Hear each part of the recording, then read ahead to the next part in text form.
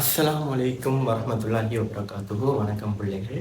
நம்ம போன வீடியோவில் எது பார்த்தோம்னா இந்த பாஸ்ட் பேப்பர், அதாவது ஓஎல் பாஸ்ட் பேப்பருக்குரிய கட்டமைப்பு ஸ்ட்ரக்சர், அதாவது பகுதி 1ல் ஸ்ட்ரக்சர், அதாவது ஓஎல்ல பகுதி 1ல் ஏ பகுதி பி பகுதியில் என்னென்ன கேள்வி வருது அதுக்குரிய டைம், அடுத்தது பகுதி 2ல் ஏ பகுதியில் பி பகுதியில் என்னென்ன கேள்வி வருது அதுக்குரிய டைமையும் பார்த்தோம்.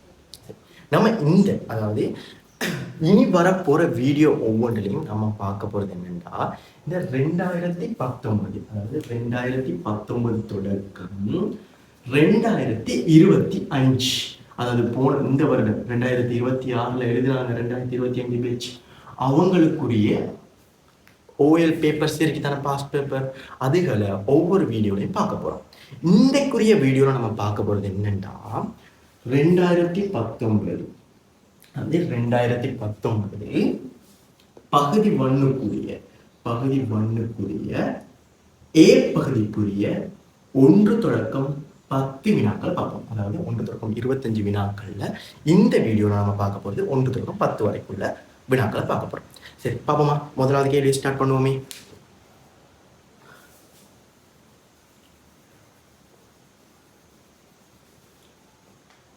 முதலாவது கேள்வி ஸ்டார்ட் பண்ணுவோம்.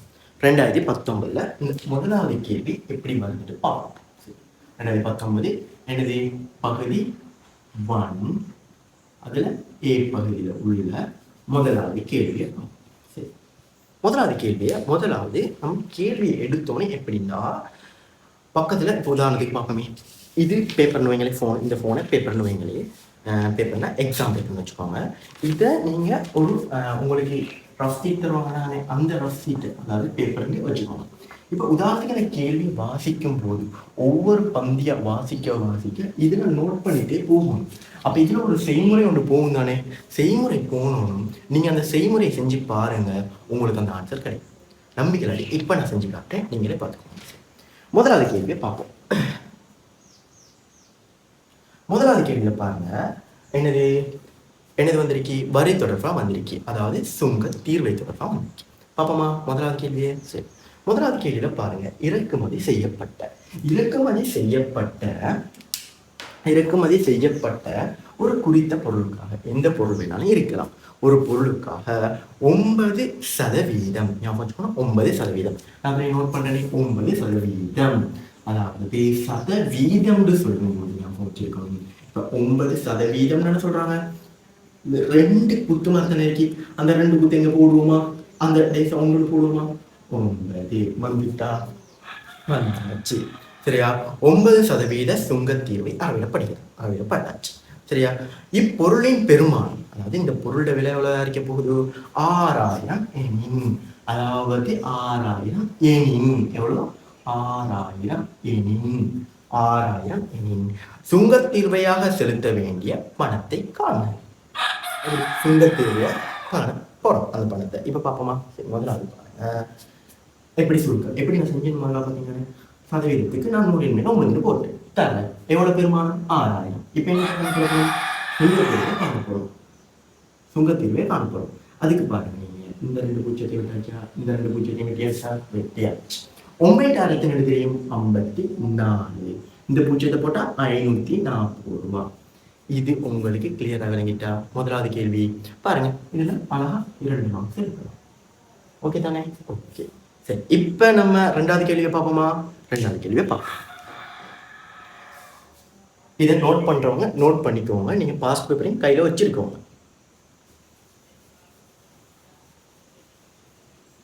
சரி, இப்ப நம்ம பார்க்க போறதுன்னா இந்த ரெண்டாவது கேள்வி எப்படி செய்யணும். இதை பாருங்க, காரணிகளை காண்க, அதாவது காரணியை காண போறோமா? எப்படி காண்றேன்னு நான் ஒவ்வொரு ஸ்டெப்பா சொல்லித்தரேன். அதை நல்லா விளங்கி கொண்டீங்கன்னா நீங்க ஷுவரா செய்வீங்க. இப்படியான கேள்வி வந்துச்சுன்னா ஷுவரா செய்வீங்க. சரி, முதலாவது பார்ப்போம் இந்த கேள்வியை. அது எக்ஸ் வர்க்கம் என்ன படிக்கலாம்? சக 3x sin 10 போட்டிக்கானா? போட்டிருக்கேன். இப்ப பாப்போமா? இந்த கேள்வியை செஞ்சு பார்ப்போமா? இந்த கேள்வியை செஞ்சு பார்ப்போம். உதாரணத்துக்கு பாருங்க, இந்த எக்ஸ் வர்க்கம் இருக்குதானே, இதுக்கு முன்னுக்கு என்ன சரி குணகம் இருக்கா? அதுக்கு குணகம் இல்லைன்னு சொல்லப்போ பூஜ்ஜியம் போடலாம். பூஜ்ஜியம் இந்த பெருமானத்தை பூஜ்ஜியத்தால பெருக்கணும், பூஜ்ஜியம். அப்போ ஞாபகம் வச்சிருக்கணும், இதுக்கு முன்னுக்கு ஒன்று ஒரு பெருமானம் கட்டாயம் இருக்க போகுது. எத்தனை இருக்க போகுது? ஒன்று இருக்க போகுது. சரி, இந்த ஸ்டெப் வழங்கிட்டு தானே. இப்போ பாருங்க, ஒவ்வொரு ஸ்டெப்பாக சொல்லிடுறாங்க. இப்போ இந்த ஆன்சரை எதுக்கு போடுவோம்? நம்ம செய்ய வழியை எங்கால போட்டு பார்ப்போமா? அப்போ ஒன்றை இந்த சய 10ஆல் பெருக்கும், சய 10ஆல் பெருக்கும். அப்போ சயத்தர சக சயன்னு தெரியும். ஒவ்வொரு 10 10. இதுக்குரிய காரணியை பார்ப்போமா? இதுக்குரிய காரணியை பார்ப்போமா? சரி, இப்போ பாருங்க, முதலாவது எப்படி காரணிகள் எழுதுறது ஞாபகம் வச்சுக்கணும். 1 தர 10. ஓகேவா? இந்த ஆர்டரை பாருங்க, 1 2 3 போகும். இதுல அந்த காரணிகள் வந்துடும். எப்படி நான் காரணிகள் ஸ்டாப் பண்ணேன்னு பாருங்க. 2 தர 10, 10 சாரி 5. அடுத்தது 3 தர வருமா? 3 தர வராது. 4 தர வருமா? வராது. 5 தர வரும். 5 தர 2 வரும். ஆனா இதுவும் ஒரே ஆன்சர் தானே. இப்போ இதோட ஸ்டெப் ஆகும். அப்போ என்ன அனுப்புமா? ரீசார்ஜ். இப்போ அடுத்த ஸ்டெப் நீங்க ஞாபகம் வச்சிருக்கணும். என்ன ஸ்டெப்னா, இது ரெண்டு, அதாவது இந்த காரணிகள் இருக்கு தானே, இதுகளை கூட்டுறதோ அல்லது கழிச்சாலோ வார பெருமானம் இந்த 3x, அதாவது இந்த பெருமானம் நடுவில் இருக்கிற பெருமானம் இதுக்கு சமனா இருக்கும். சரி, பார்ப்போமே. இப்போ உதாரணத்துக்கு பார்ப்போமே, நடுவில் என்னது பிளஸ் தானே இருக்க போகுது. அப்போ நீங்கள் உங்களுக்கு ஞாபகம் வரும் என்னன்னா, இந்த பெரிய பெருமானத்துக்கு பிளஸ் வரப்போகுது, சின்ன பெருமானத்துக்கு மைனஸ் வரப்போகுது. ஏன்? ரெண்டையும் பெருக்குனா பிளஸ் ஐ மைனஸ் ஐ பெருக்குனா பிளஸ் ஐ மைனஸ் ஐ பெருக்குனா பிளஸ் ஐ மைனஸ் ஐ பெருக்குனா மைனஸ். இந்த மைனஸ் வந்துருக்கு தானே. சரி, பார்ப்போம். இந்த பெருமானம் தானே வரணும். சரி, உதாரணத்துக்கு பார்ப்போம். இங்கே ப்ளஸ்ஸை போடும், இங்கே மைனஸை போடும். ஒரு 10 10 10 ஒன்று போனால் வராது, 10 ஒன்றையும் போட்டால் வராது. சரி, இது ரெண்டும் பார்ப்போமா? இது ரெண்டும் பார்ப்போம். அப்போ என்ன, பெரிய பெருமானத்துக்கு ப்ளஸ்ஸை போட்டிங்களா? போட்டாச்சு. சின்ன பெருமானத்துக்கு மைனஸை போட்டாச்சு. I 2 10 மைனஸ் 10, அது பிரச்சனை இல்லை. 5 2 கூட்டினா 7, இங்கே எத்தனை வரணும்? 3 வரணும். அப்போ 5ல் இந்த 2 கழிச்சு எத்தனை வரப்போகுது? 3 x வரப்போகுது. இப்போ கண்டுபிடிச்சா தர காரணிய இது எங்கே பிரதி விடுவோமா? பிரதி விடுவோம். எக்ஸ் வர்க்கம் என்னது? சக 5 எக்ஸ். எக்ஸை போடுவோமே சும்மா, எக்ஸ் போட்டாச்சு. அடுத்தது சய 2x சய 10. இவ்வளவு கிளியர் தானே? கிளியர். இப்போ எக்ஸை பொதுவாக எடுப்போமே. அப்போ என்ன வரப்போகுது? எக்ஸாக 5. ஓகே தானே? இவ்வளவு கிளியர் தானே? சரி, அடுத்தது சய 2 பொது எடுப்போமே. பொது எடுத்தா என்ன வரப்போகுது? எக்ஸாக 5. ஞாபகம் வச்சிருக்கணும், இதுக்குரிய பெருமானம் எப்பயும் சமனா இருக்க போகுது. அப்படின்னா நான் சொல்றது என்னன்னா, காரணியை காண்பிட்டு இது ரெண்டும் சமனா இருக்கணும். உங்களுக்கு ஒரு க்ளூ மாதிரி தரேன். வேணாலும் இல்லாடி சமனா இருக்குமான டவுட் ஆகிக்கும் தானே. சயவை சகவையும் இருக்குன்னா சயனா வரப்போகுது. சரி, அப்போ என்னென்ன காரணம் இருக்க போகுது? எக்ஸாக 2, அடுத்தது எக்ஸாக 5. இது ஃபுல்லாக கிளியராக இருக்கும் நான் நம்புகிறேன். இதை நோட் பண்ணுறவங்க நோட் பண்ணிக்கோங்க. சரி, அடுத்தது 3வது கேள்வியை பார்ப்போமே. இதான்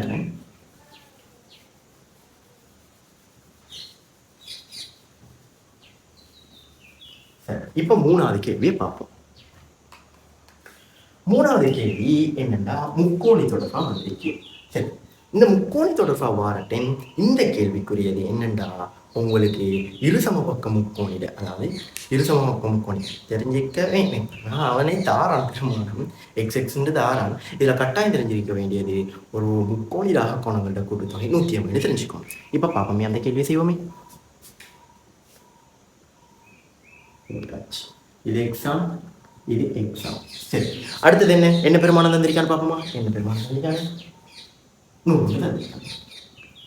சரி, அவ்வளோதான் தந்திருக்கான். இப்போ போடுவோமா. அப்போ 100 + x + x = 180 பாகை. இப்போ நான் ஒன்று சொல்கிறேன், நிறைய பேர் இப்படி செய்வீங்க. எக்ஸையும் கூட்டி போட்டு 2x பதிலாக x வர்க்கம்னு போடுவீங்க. பெருக்குனா தாண்டா எக்ஸ் வர்க்கம்னு போகிறோம், கூட்டணும் அப்படி போகிறதா. சரி, இப்போ பார்ப்போமே.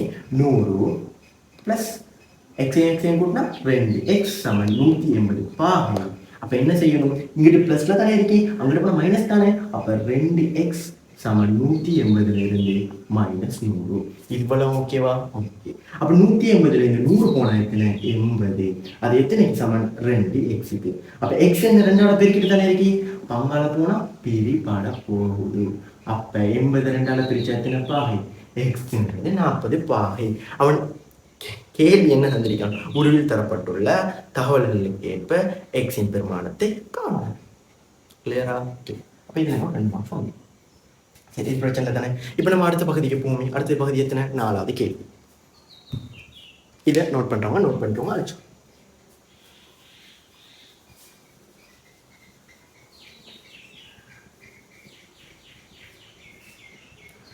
சரி, 4வது பகுதி என்னன்னா இந்த லுக். ஒன்று ஞாபகம் வச்சிருக்கோம். இந்த இந்த பாஸ் பேப்பர் செய்கிறேன் தானே, பாஸ் பேப்பர் செய்கிற பிரச்சனை இல்லை. என்ன பிரச்சனைன்னா தியரி தெரியா, நமக்கு படிக்கலாம் தியரி தெரியா அப்படின்னு ஞாபகம் வச்சிருக்காது. தியரி தெரியறாட்டியும் இதில் நான் விளங்கப்படுத்துறாட்டியும் நல்லா விளங்கிக்கும். இப்போ மடக்கை தியரி ஒன்றுமே தெரியாம மடக்கை கேள்வி விட்டுட்டு தான் மாறன்னு வச்சுக்கோங்களேன். இப்போ நான் செய்கிறேன் பாருங்கள். நான் இதுக்கு முதல்ல நான் செஞ்ச அந்த எத்தனை கேள்வி, 3 கேள்வி. 3 கேள்வி உங்களுக்கு இப்போவே விளங்கிருக்கும். நான் 4வது கேள்வி மடக்கை உங்களுக்கு ஒன்றுமே தெரியலாடி வைங்க. நான் இதை எப்படி செஞ்சு தரேன், எப்படி உங்களுக்கு விளங்குதுன்னு பாருங்க. இப்போ உதாரணத்துக்கு பாருங்க, என்னது லோக் 2 மேலே a சமன் 5 என தரப்பட்டிருப்பின் ஏயின் பெருமானத்தை 2 வலுவாக எழுதுகிறது. நான் வச்சுக்கோங்க, 2 வலுவாக, பெருமானம் எத்தனை இருக்கல, 2 வலுவாக எழுதுகிறது. சிம்பிளா நான் வச்சுக்கோ. இப்போ உதாரணத்துக்கு பாரு, இது இது இதுல உதாரணத்துக்கு பார்ப்போமே. என்னது சரி, 2 3 உனக்கு தெரியும், 8ன்னு தெரியும். 2 தர 2 தர 2 2 4 2 8. இதை லொக்க வடிவத்தில் கொண்டு வருவோமே. லொக்க போடுவோம், கீழே உள்ள 2 அப்படியே இருக்க போது, இந்த 8 இங்கால வரப்போகுது சமன் இந்த 3 இங்கால வரப்போகுது. இது அப்படியே இங்கால பிரதி பண்ணுவோமா? எப்படி எப்படி வந்திருக்கு? 2 படியே கீழே வந்திருக்கு, இந்த 3 இங்க வந்திருக்கு, இந்த 8 அங்க போயிருக்கு. இப்ப பாப்போமா? இப்ப இதுக்கு பிரதி இடுவோமா? 2 அப்ப என்ன செய்ய போகுது? அப்படியே இருக்க போகுது. இங்க 3 தானே அங்க வந்திருக்கு, 3 தானே அங்க வந்திருக்கு. அப்ப 5 என்ன செய்யணும்? 5 இங்க வரும். என்ன மடக்கி படிக்கலையா? படிக்கலையா? விளங்குதா? இவ்வளவு நல்ல கேள்வி. இதுக்கு மேல மிச்சமா உனக்கு கஷ்டம்ல. இது ஒன்றும் செய்யலாம். நீங்களே என்ன தெரியும், உங்களுக்கு நீங்களே பாருங்க. இதுக்கு மேல என்னத்தை விளங்கப்படுத்துறீ? இதுக்கு மேல உங்களுக்கு விளங்கும். சரியா? சரி, அடுத்து போ. இந்த மெத்தடையே ஞாபகம் வச்சிருந்தீங்கன்னா இந்த கேள்வி வந்தாலும் இந்த 2 மார்க்ஸ் எவனா இருந்தாலும் செய்யலாம். இந்த 2 மார்க்ஸ் எடுக்கலாம். சரி, அடுத்து பார்ப்போம். அடுத்தது 5வது கேள்வி. அடிக்கிறேன். இது எத்தனாவது கேள்வி? 4வது கேள்வி தானே? 4வது கேள்வி. சரி, இதை நோட் பண்றவங்க நோட் பண்ணிக்கோங்க. இதை நான் அடிக்கிறேன்.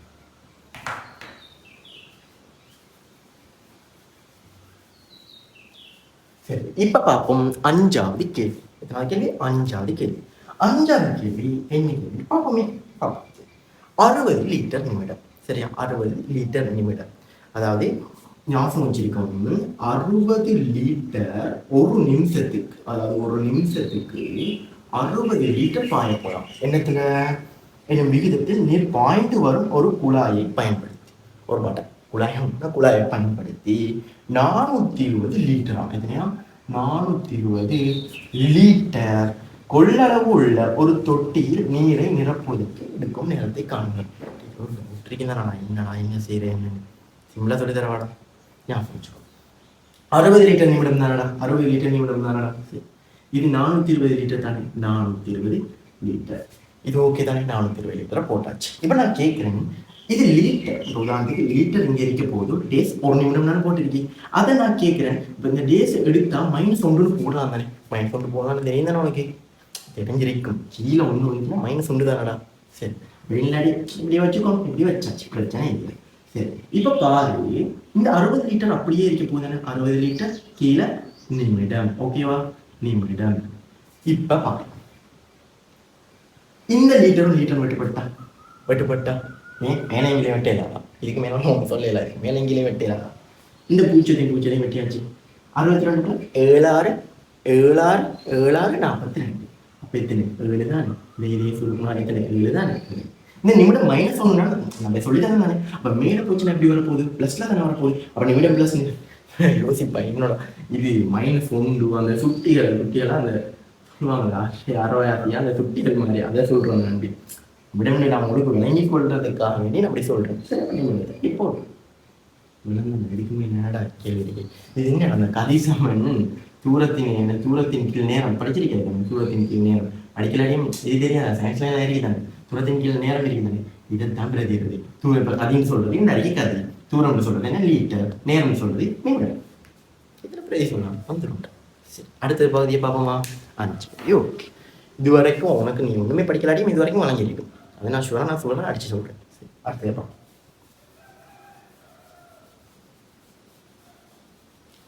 அடுத்த கேள்விதான் இந்த 6வது கேள்வி. 6வது கேள்வி என்னன்னு பார்ப்போமே. 6வது கேள்வி பாரு, உருவில் உள்ள ஒரு வட்டத்தின் மீது A, B, C, D, D எனும் புள்ளிகள் உள்ளன. என்ன A, B, C, D எனும் புள்ளிகள் உள்ளன. ஓகே தானே? ஓகே. இப்ப நான் உண்மையை சொல்றேன், இந்த வட்ட நாட்புகள் தேற்றம்னு சொன்னாலே அவனுக்கு கஷ்டம்னு சொல்றான். நான் சொன்ன போதும் இதுக்கப்புறம் ஒரு கஷ்டம் வராது. பாரு. சரி, முதலாவது பாரு. ஒரு வட்டத்தை கீறியாச்சா? வட்டத்தை கீறியாச்சு.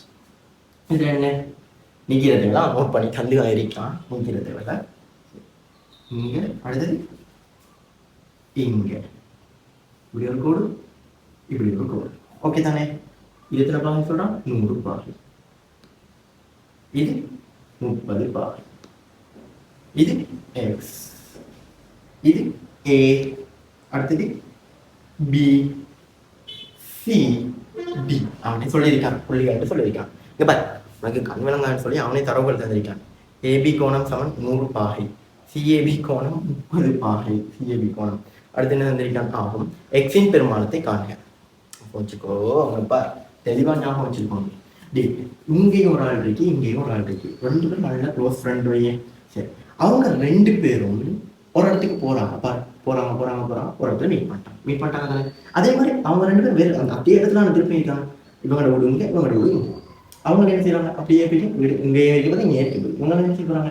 இங்க மீட் பண்ண போறாங்க. அப்ப 2 பேர் இவர் ரோட்ல இருந்து இவர் ரோட்ல இருந்து இப்படி போனா தானே 2 பேரும் இங்கே மீட் பண்றாங்க, இங்கே மீட் பண்றாங்க. அப்ப ஞாபகம் வச்சிருக்கணும், இது எக்ஸ்னா இதுவும் எக்ஸ் ஆயிருக்க போகுது. 2 பேரும் தான் மீட் பண்றாங்க. வேற யாராவது சரி வர போறாங்களா? இல்லை. இதெல்லாம் இதுதானே பருதி கோணத்துல அந்த தேட்டம் சொல்லுவாங்க. பருதி கோணத்துல அமைக்கிறது எல்லாம் சமன்ட்டு ஞாபகம் வச்சுட்டு எக்ஸ் கண்டுபிடிச்சா கண்டுபிடிச்சா. இதுக்கு போறோம் உனக்கு முக்கோணிகள் என்னடா கோணம் கூட்டுத்தொகை 150 தெரியாதாடா? 30 பாகை போட்டாச்சா? என்னது? ஏசிபி முக்கோணி ஏடு, ஏசிபி முக்கோணி ஏடு, ஏசிபி முக்கோணி ஏடு, ஏசிபி எடுத்தாச்சா? 30 பாகை பிளஸ் எக்ஸ் தானே, எக்ஸ் பிளஸ் 100 எத்தனை பாகை தெரியும்? 180 பாகை. ஓகே தானே? எக்ஸ் ஏடு 100 30 130, அங்கே இருக்கிற மைனஸ் 130, 180 மைனஸ் 130 கழிச்சா எக்ஸ் 50 பாகை. எக்ஸ் 50 பாகை இல்லைதான் திக்கு மேலே என்னத்தரா செய்யறீங்க? இதுக்கு மேலே சரி இந்த வட்ட நாட்புகள் கேள்வி மேலே உருவியா விட்டுறாரு. மிக இலகுமான பகுதியிலையும் இந்த வட்ட நாட்புகள் பகுதி மிக இலகுமான பகுதி. சரி, அது எத்தனை அந்த கேள்வி? 6வது கேள்வி நீங்கள் எழுதி விட்டுருவாரு. 6வது தானே? 6வது. சரி, இப்போ பார்ப்போம் 7வது கேள்வி பார்ப்போம். இதை அடிக்கிறேனே, நோட் பண்ணாமல் நோட் பண்ணிக்கோங்க.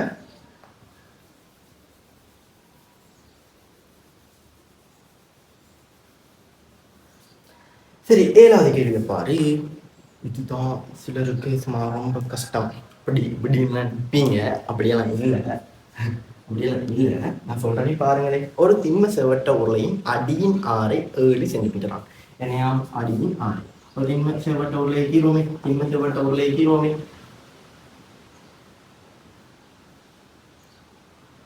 அடியின் ஆரை என்னையாம் 7 சென்டிமீட்டர். 7 சென்டிமீட்டர் தானே? ஆமாம். அதன் உயரம் 10 சென்டிமீட்டர் ஆகும். அதன் உயரம் என்னையா? 10 சென்டிமீட்டர் ஆகும். உருளையின் வளைவரப்பின் பரப்பளவை காணணும். இப்போதான் எல்லாருக்குமே அடிச்சு போற மாதிரி கேள்வி ஒன்று போட்டுட்டான்னு நினைக்கிறீங்க. இதுக்கு போற நீ எப்படி சொல்ல மாட்டா, செய்முறையோட நான் சொல்லித்தரேன் பாரு.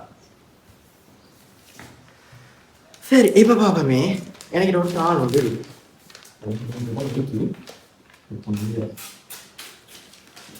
எனக்கு ஒரு தாள் ஒன்று இருக்கா? சரி, இதை மன்னிப்போமே.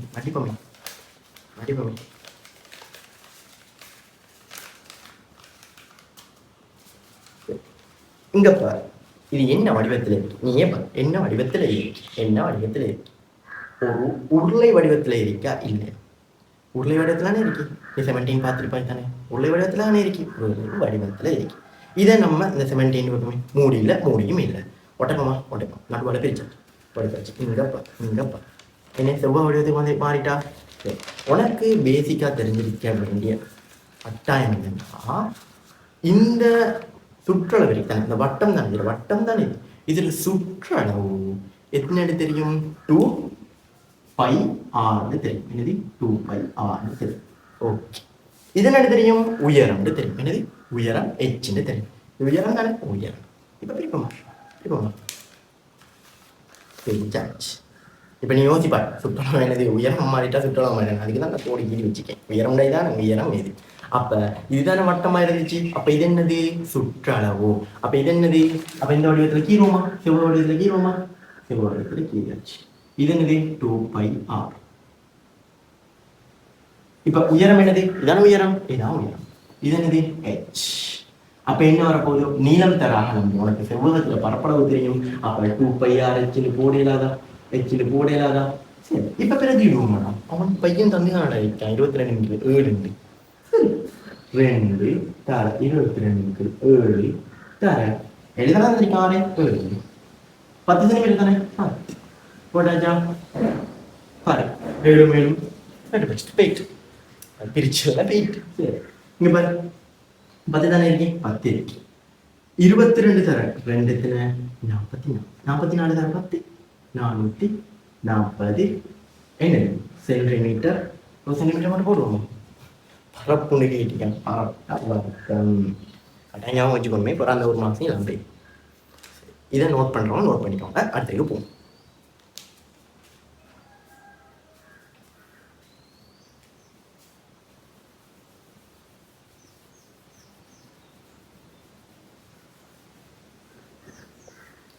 சரி, இப்ப பார்ப்போம் 8வது கேள்வி. எத்தனாவது கேள்வி? 8வது கேள்வி. 8வது கேள்வியை பாரு. ஓகே, 8வது கேள்வி தானே. 8வது கேள்வி அதாவது என்ன? இது y. y ஞாபகம் வேட்டிக்கல் ஞாபகம் வச்சுக்கோ. வேட்டிக்கல்னா வீணான்னு சொல்லுவாங்க. வை ஞாபகம் வச்சுக்கோங்க தானே. இது சொல்லுங்க x. இதுக்கு பிரச்சனை இல்லை. இப்ப பாரு, இது 1 இது 2. ஓகே தானே. சரி, 0 தந்திருக்கேன். இங்கால எத்தனை? 2 4 6. இது வந்து 30. எப்படி வருது? இப்படி இப்படி கோடு போகுது. இப்படி கோடு போகுது தானே. இது 7 தந்திருக்கேன். அப்ப எத்தனை? 4க்கும் 1க்கும். ஓகே, அடுத்தது 6க்கும் 2க்கும். ஓகே, பிரச்சனை இல்லை. இப்ப கேட்கிறான், உருவில் ஏபியினால், இது ஏயம் இது பியம், ஏபியினால் வகை குறிக்கப்படும் நேர்கோட்டின் படித்திறனை காண. படித்திறன் தானே. இப்போ டவுட்னா படித்திறனா அப்படின்னு படித்திறன் சொல்லும்போது எம் சொல்லலாம். சரியா? இதுதான் படித்திறன் சொல்லலாம். இதுக்கு இங்க ஞாபகம் வச்சுக்கோ, சமன்பாடு. அதுக்கு முழுக்க ஆள்கூரை பிரிச்சு எடு. ஆள்கூரை என்னென்ன எடுப்போம், என்னென்ன எடுப்போம் யோசிச்சு பாரு. என்னென்ன எடுப்போம்? சரி, இது எடுப்போமா? சரி, உனக்கு ஞாபகம் வச்சிருக்கணும். எக்ஸுக்கு தான் முக்கியம். எக்ஸுக்கு தான் முக்கியத்துவம் கொடுக்கும். சரியா? அதுக்கப்புறம் தான் வைக்கு முக்கியத்துவம் கொடுக்கும். சரி, எக்ஸ்ன்னு சொல்லும்போது பாரு, 1 தானே x1. x1ன்றது 1. அடுத்து y தானே, y 4 y1. இது 1 போட்டாச்சு தானே.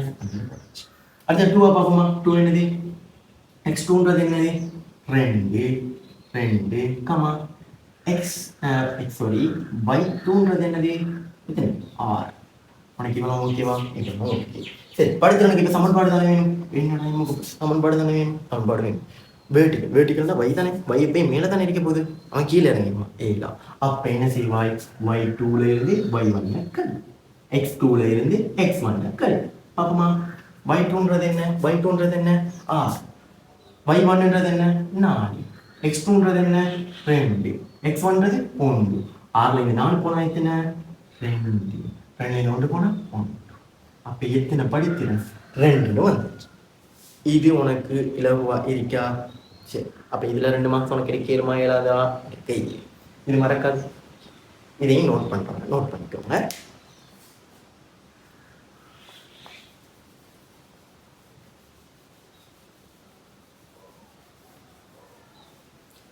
சரி, இப்ப பார்ப்போம் 9வது கேள்வி. சுருக்குக. என்ன சுருக்குக? சுருக்குன்னு வந்திருக்கான். ஒன்றுமே வசிக்காத பேசாது. பாரு 9வது கேள்வியை மட்டும் பாரு. சரியா? இப்போ பாருங்க, ஏஎக்ஸ் கீழே 2. ஓகே தானே. Plus 3a plus 4x. இப்போ நீ கரெக்டாக ஞாபகம் வச்சிருக்க வேண்டிய விடயம் என்னென்றா, பிரித்தல் அடையாளமா சக அடையாளமா இருக்கான். பிரித்தல் அடையாளம் போல சகாயப்பட்டால் நல்லா தான் இருக்கும். இப்போ எல்லாமே பிரிச்சுக்கணும்.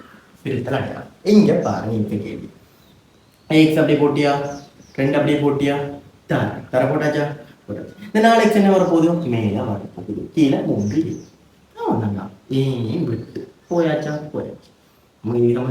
சரி, 2க்குள்ள 2 1 முறை, 2க்குள்ள 4 4க்குள்ள 2 2 முறை. அப்ப x தர x வர்க்கம்னு போடுவாய். அதில் 2 இருக்குது தானே, 2x வர்க்கம். கிளியரா? இங்கே x வர்க்கம் போட்டாச்சு.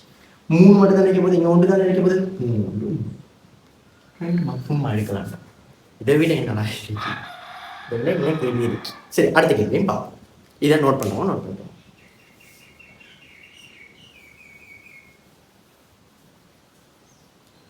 அடுத்தது நான் இந்த வீடியோட கடைசி கேள்வி 10வது கேள்வி. சரியா? இந்த 10வது கேள்வி தேற்றம். என்ன தேற்றம் தானே? இந்த தேற்றத்தை எப்படி செய்யணும்னு பார்ப்போமே. முதலாவது பாரு.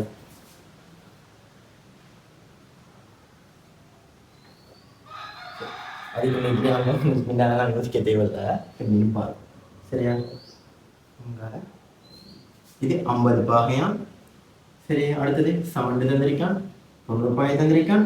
ஏ சி, அடுத்தது டி, அடுத்தது இ. ஓகே தானே? அடுத்தது பி, இது எஃப் ஒன்று தந்திருக்கான். இந்த கேள்வி பாருங்க. தரப்பட்டுள்ள உருவில் செங்கோண முக்கோணி ஏபிசி சொல்ல அது பார்க்கவே விளங்குது. ஏபிசி 90 பாகை. சரியா? ஏபிசியின் பக்கம் சிபி ஆனது, அதாவது சிபி ஆனது. சரிதானே? சிபி ஆனது எஃப்ஐக்கு நீட்டப்படுது. எஃப்ஐக்கு நீட்டப்படுதா? நீட்டப்பட்டிருக்கு. அடுத்தது AB comma AB comma AB, அடுத்தது சிபி எங்க இருக்கு? சிபி. சரியா? சிபி ஆகியவற்றின் நடுப்புள்ளிகள். நடுப்புள்ளிகள்னா எங்கதான் நடுப்புள்ளிகள் இருக்க போதும்? இங்க நடுப்புள்ளிகள் இருக்குது. நடுப்புள்ளிகள் முறையில் இடி. ஓகே தானே? இடி ஆகும். டிஇபி கோணம். டிஇபி கோணம் தந்திருக்கான் 50 பாகை. நான் சொல்றேன் 50 பாகை எண் ஞாபகம் வச்சிருக்கோம். எப்படி கேள்வி செய்யறது? இபிஎஃப் இதைத்தானே கேட்கறான். இபிஎஃப் இந்த பாகை, அதாவது எத்தனை பாகை கோணத்துல கேட்கறான். முதலாவது நீ ஞாபகம் வச்சிருக்கணும், இதுவும் சமாந்திரம் தானே. இதுல நடுப்புள்ளில இதுவும் சமாந்திரமா தானே இருக்கணும். அது தெரியும் தானே உனக்கு. சமாதானம் தெரியும். அப்ப இது 50 பாகைனா இதுவும் 50 பாகை. நோட் பண்ணிட்டியா? இப்ப எப்படி விஷயம் ரெடி ஆகுது பாரு. இது 50னா இது 50 தெரியும். என்ன சொல்றது? இது சமாதானம், அதாவது இதுவும் சமாதானம். அப்ப என்ன சொல்றாங்க? ஏசி சமாதானம் ஏடி. ஆகவே என்னது வர போகுது? இந்த சிஏபின்ற கோணம் எத்தனை பாகை? 50 பாகை. இவ்வளவு உனக்கு கிளியரா? இவ்வளவும் கிளியர். ஏசி. இப்ப நீ பாரு, இப்ப அவன் இதைத்தானே கேட்கிறான். உனக்கு தரவுகள் இருந்துச்சு. உனக்கு முக்கோணிட ஆகோணங்களோட கூட்டுத்தொகையும் தெரியும், நேர்கோணம் தெரியும். எத்தனை பாகை? முக்கோணிட ஆகோணங்களோட கூட்டுத்தொகை எத்தனை? இந்த அடிக்க 50. இந்த நான் சொல்றது ஏசிபின்ற முக்கோணம். இதுல ஆகோணங்களோட கூட்டுத்தொகை 50 பிளஸ் செங்கோணம் போட்டதால 90 பிளஸ் நீ தெரியுமா? எத்தனை கண்டுபிடிக்கணும் பெஸ்ட்டுக்கு? அதுக்காக நீங்க அதை சிபிஏன்னு போட்டுக்கணும். இல்லாட்டி ஏபிசி கோணம் போட்டுக்கணும். மொத்தம் எத்தனை பாகை? 180 பாகை. அப்ப ஏபிசி கோணம் எத்தனை பாகைன்னு காண்றதுக்கு என்ன செய்வா? 180ல இருந்து 50 90 கூட்டம் 140 தானே. அங்கே கூட்டலாம் 140 கழிச்சுண்டா எத்தனை பாகை? 40 பாகை வந்துட்டா. அப்ப இது உனக்கு 40 தெரிஞ்சுட்டா. அப்ப இது ஒரு நேர்கோடு. இதெல்லாம் தேவைப்படுறேன். இதோட நேர்கோடு தானே. ஏற்கனவே தனியான நேர்கோடு தானே. அப்ப 180ல இருந்து 40 கழிச்சா எத்தனை பாகை? 140 தானே. அது என்னது 140 பாகைன்றது? பி கீழே போடுவோமே. இபிஎஃப் கோணம் எத்தனை பாகை? 140 பாகை. இது உனக்கு தெளிவா விளங்கியிருக்கும்னு நம்புறேன். சரியா? சரி, இதையும் நீ நோட் பண்ணிக்கோ. அடுத்தது அதுக்கு இனி வரப்போற ஒவ்வொரு வீடியோலையும் நான் சொன்னேன் 2019 இருந்து 2026, அதாவது 26ல எழுதினேன் 2025 பேட்ச் அவங்களுக்குரிய பேப்பர் வரைக்கும் பாஸ் பேப்பர் ஒவ்வொரு கட்டமா வீடியோல போடுவேன். இன்றைக்கு போட்டுக்கிறது 1/10. சரியா? இதுக்கு பிறகு உங்களுக்கு ஒவ்வொரு வீடியோவும் வேணும்னா நீங்க என் சேனலை சப்ஸ்கிரைப் செய்துக்கோங்க. இந்த சேனலை சப்ஸ்கிரைப் செய்து அடுத்தது தொடர்ச்சியாக வாரத்துக்கான பெல் ஐக்கான் டச் பண்ணுங்க. அடுத்து நீங்கள் மட்டும் பயன்பெறாமல் உங்களோட ஃப்ரெண்ட்ஸ் மாதிரிக்கும் ஷேர் பண்ணி வைப்போம். இதோட இந்த வீடியோவை முடிச்சுக்கோங்க.